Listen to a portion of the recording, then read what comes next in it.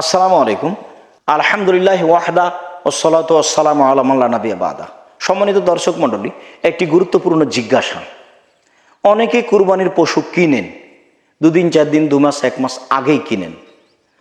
তো কোনো দুর্ঘটনার কারণে কুরবানির পশুটি যদি জবে করতে হয়, তাহলে সেই গোশত কি বন্টন করে দিতে হবে না সে নিজেই খাবে?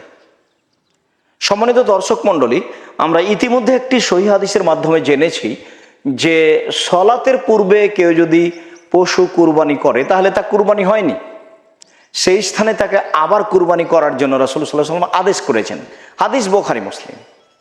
আমরা অত্র হাদিস দ্বারা বুঝে নিতে পারি যে কোনো কারণেও যদি তাকে কুরবানির পশু কুরবানি করতে হয়, জবে করতে হয়, বিক্রি করতে হয়, তাহলে বুঝে নিতে হবে যে এটা তার নিজের সম্পদ।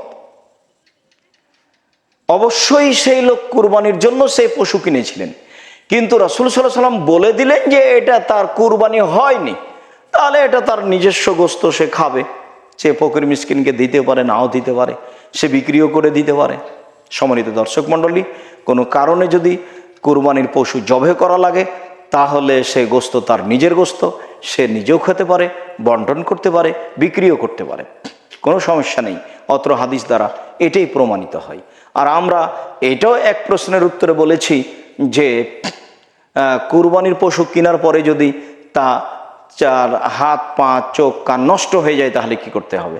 তখন সহিহ হাদিস দ্বারা বলা হয়েছে যে কুরবানি কেনার পরে যদি কোনো দুর্ঘটনা ঘটে তাহলে কোনো সমস্যা নেই, ওই পশু কুরবানি করা যাবে। আর যদি কেনার পূর্বে নাক কান কাটা ছিল, দেখা যায়নি, তাহলে সে পশু পরিবর্তন করতে হবে।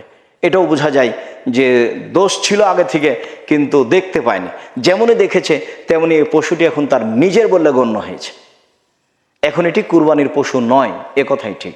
সম্মানিত দর্শক মণ্ডলী, আমরা অত্র কয়েকটি সহিহ হাদিস দ্বারা বুঝতে পারছি যে যদি কোনো কারণে কুরবানির পশু জবাই করা লাগে তখন সেটি তার নিজস্ব পশু, তিনি নিজস্ব পশু হিসাবে খাবেন, দিবেন, সেটা তার ব্যাপার।